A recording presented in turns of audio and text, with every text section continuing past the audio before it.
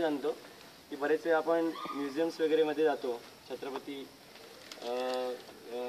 Shivaji Maharaj museum चर्चगेटला आहे. एशियाटिकमध्ये पण काही बांड्स वगैरे सगळे ठेवलेले आहेत म्युझियममध्ये. तर त्या ठिकाणी गेल्या त्याने आता धनुष्यबाणाचा उल्लेख केला. तर तिकडे युरोपियन शस्त्रास्त्र 18व्या शतकातली 17व्या शतकातली ठेवलेली असतात आणि मराठ्यांची जे धनुष्यबाण आहेत ते खराब अवस्थेत दिसतात. म्हणजे नॉर्मली त्यांचे जे दोर असतो तो खराब दिसतो. तिकडच्या गाईड्सला वगैरे किंवा तुम्ही कोणाला विचारलात की बाबा काय हे खराब का दिसतात आणि युरोपियन्स लोकांची 18व्या शतकातली खूप छान आहे, ते होतं त्यांची क्वालिटी चांगली होती. नॉर्मली तसं काही नव्हतं. बेसिकली आपल्या लोकांना माहिती नाही आहे की आपले लोकांची जे दोर जो आपण म्हणतो तो तंगूस जो आता आपण करंटली वापरतो, तर मराठी त्यावेळेला कोल्ह्याची आतडी वापरायची आणि त्या कोल्ह्याच्या आतड्यांना जर तुम्ही रेग्युलर बेसिसवरती तेल पाणी नाही केलं तर ती आतडी सीक होतं, म्हणजे बारीक होऊन जातात. कोल्ह्याची आतडी का, तर सर्व प्राणी मात्रामध्ये कोल्ह्याची आतडी लॉंग रेंजमध्ये खेचता येते आणि तिचा फोर्स हेवी अपडेट असतो. तर काय तिकडे असलेले गाईड जेव्हा तुम्हाला हे सांगतील की त्या मराठींची क्वालिटी वगैरे होती, खरं तर धनुर्विद्येचा सर्वात पहिला प्रयोग हा भारतामध्ये झालेला आहे आणि त्याच्यानंतर ही लोक सगळे शिकलेले आहेत. तर या सगळ्या गोष्टी आहेत. तलवारीबद्दल अगदी आपल्या जीवनाची आता वेळ थोडीशी बाकी आहे, त्यामुळे मी तुम्हाला थोडक्यात सांगतो की मराठी स्वाड आहे. आता ही समजा ही ढाल आहे, हा ढालीचा भाग आहे. आपण चित्रपटामध्ये बघतो फक्त की तलवार हातामध्ये घेतली तर मुलं तलवारीला तलवार मारायला चालू करतात, टिंग टिंग, आणि आपल्याला वाटतं लढाई. खरं तर तलवारीचा फटका जो असतो तलवारीला कधी लागत नाही, तलवारीला छिद्र पडतात, खांड पडते, तलवार दोघांची निकामी होते. त्यामुळे पवित्रा घेतल्यावरती जेव्हा मराठा पुढे यायचा, हा तलवार घेऊन हा असा पुढे जायचा, डावा पाय पुढे घेऊन हा असा वार केला तर त्याचा फटका जो आहे तो असा अडवला जायचा. पण आपल्याला हे माहितीच नसतं ॲक्च्युअली काय होतं. हे आपण लगेच लढाई कशाला दिलेलं आहे, कशाला काय डोक्यावरती मला दिलं, आपल्याला ॲक्च्युअली माहीत नाही पडत की काय. तर ते तलवारीचा जो फटका आहे त्याच्या समोरचा घाव हे गेलं. म्हणजे अगदी बाजी पडपूनचं बोललं, त्यांची तलवारीची ढाल बराच एवढ्या वेळ धावलं. त्याच्यानंतर पावनखिंडीमध्ये जवळजवळ 700 मावळे एवढ्या मोठ्या फौजीसमोर उभे होते आणि बराच वेळ लढण्यात ती फुटली गेली. तर त्याला शेला वापरून त्यांनी ते तलवारीचे घाव सगळे हातावरती झेलले होते. ते अशी काही उदाहरणे आहेत. अशोकने सांगितलं की जसं तलवारीच्या पात्याचा मान, अफजल खानाच्या वधाच्या वेळेला जेदे कुटुंबियांनी फार पराक्रमी शर्थ केली होती. आपण चित्रपटामध्ये शिवाजी महाराजांचे चित्रपट जुने वगैरे पाहिलेत तर लगेच बघतो की शिवाजी महाराज एका सिंहासनावर बसलेत आणि सगळे तलवारी घेऊन असे उभे आहेत, लाईनीत सगळे फौज. नॉर्मली शिवाजी महाराजांच्या दरबारामधली जी जुनी चित्र आहेत तुम्ही बारकाईने बघा, कोणाच्या हातात तलवार नाही, कोणाच्याही हातात तलवार नसते. कारण सिक्युरिटी रिजनमुळे दरबारामध्ये कोणाला शस्त्र आणण्याची परवानगीच नव्हती आणि ती फक्त जेद्यांना होती. कारण ते महापराक्रमी त्यांनी अफजल खानाच्या वधाच्या वेळेला प्रचंड सैन्य कापून काढलं होतं त्या लोकांनी. त्यामुळे त्यांना स्वॉर्ड ऑफ ऑनर आधी आपल्या सर्व तुम्ही पोर्ट्रस्ट असू दे, नेव्ही याच्यामध्ये जे आहेत कामाला, त्यांना माहिती आहे की स्वॉर्ड ऑफ ऑनर म्हणजे तलवारीच्या पात्याचा मान, म्हणजे माझ्याकडे जाऊन तलवार पात्याचा वर करून त्याला सलामी द्यायची. हे जेद्यांना होती. आपल्या पन्हाळा विशाळगडाच्या मोहिमेनंतर बाजीप्रभूंच्या बलिदानामुळे बांदल कुटुंबियांना तो दिला. म्हणजे महाराजांनी जेद्यांची समजूत काढली होती. तेव्हा जेदे म्हटले होते ते तसेच आहेत, तशीच लोक आहेत, म्हणजे ते प्रचंड आमच्यापेक्षा पराक्रमी आहेत, मग तुमचं योग्य आहे की त्यांना दिलं पाहिजे. बांदलाची तपकीर नावाचं एक डॉक्युमेंट आहे जे त्या बांदल कुटुंबी आणि बाजीप्रभूंवरती लिहिलं. त्याच्यामध्ये या सगळ्या गोष्टीचा तुम्हाला संदर्भ मिळू शकतो.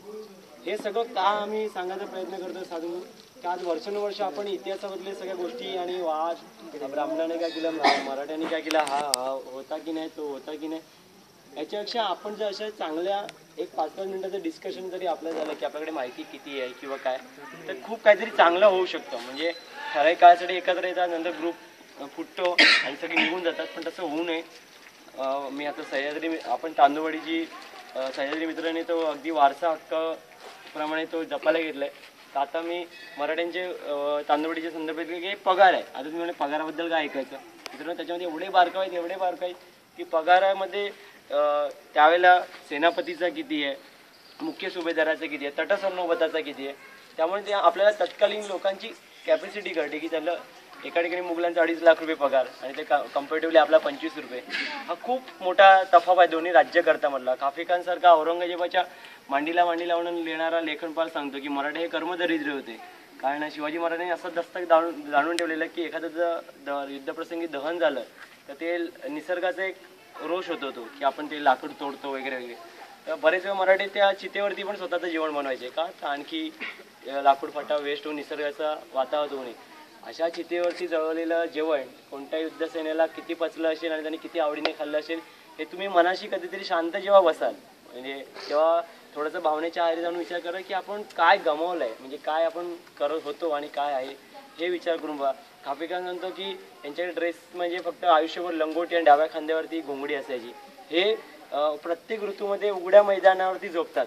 त्याच ठिकाणी आमच्या सर्व राजांचे तंबू ठोकतात. असं वाटतं की आता तिकडे एक नवघर बसवलेलं आहे. ही लोक एखादा तळ सोडताना शेकोटी पण घेऊन जातात जळलेली, कारण जळलेल्या लाकडामुळे कळतं की किती वेळापूर्वी इथे शेकोटी होती. एवढे म्हणजे खाफिकांचे तुम्ही रेकॉर्ड्स वाचा. औरंगजेबाची पत्र नावाचं एक डॉक्युमेंट्स आहे, त्याच्यामध्ये मराठ्यांच्या विरुद्ध त्यांनी वाईट लिहिलेलं आहे सगळं, की लोक कर्मदरिद्री माणसं आहेत, बंडखोर आहेत, ही राक्षसी वृत्तीची लोक आहेत वगैरे. पण त्याच्यामुळे आपल्याला आपली परिस्थिती कळते की आपण कशा स्वरूपामध्ये स्वराज्य लढवलं आहे किंवा केलेलं आहे. माहीमच्या लढाईबद्दल म्हणजे असं आहे की आपल्याला त्या बाजूला चिखलामध्ये उतरायला संधीच नाही. पण पुढच्या वेळेला मी आता त्याचा एक मास्टर प्लॅन रेडी करतो की म्हणजे आपण कुठून हल्ले केले किंवा काय केले आणि तो आपण सुपूर्द करू म्हणजे प्रत्येकाला नेटवरती वगैरे. त्याची म्हणजे आपण ॲक्च्युअल अटॅक किती केलेले आहे, प्रत्येक सेनानी कुठल्या कुठल्या अधिकारावरती उभं होता वगैरे. प्रत्येकाने असं मोडकं तोडकं का होईना पण आपल्या इतिहासातले कण जपा. तर उद्या जसं आपण मोडीबद्दल म्हणतो, आज मोडी नामशेष करून टाकली आणि फ्रेंच आणि डच लोकांना मोडी परफेक्ट येते आणि आपल्या शासनाला दिलेलं निवेदन आहे की तुम्हाला येत नसेल मोडी वाचलं तर आमचे काही अधिकारी आम्ही तुम्हाला काही वर्षाच्या पिरियडवरती दत्तक द्यायला तयार आहोत. जसं दुर्भाग्य होईल आज आपल्याला माहितीच नाही ते काय घडलं, इथे लढाई कशी झाली. म्हणजे आपण हे अग्निबाण वापरलेले, पूर्वी म्हणाले की ते अगदी अग्निबाण थांबवा तरी एकदाचे आम्ही किल्ला सरेंडर करतो. या बारीक सारीक नोंदी फार महत्त्वाचे.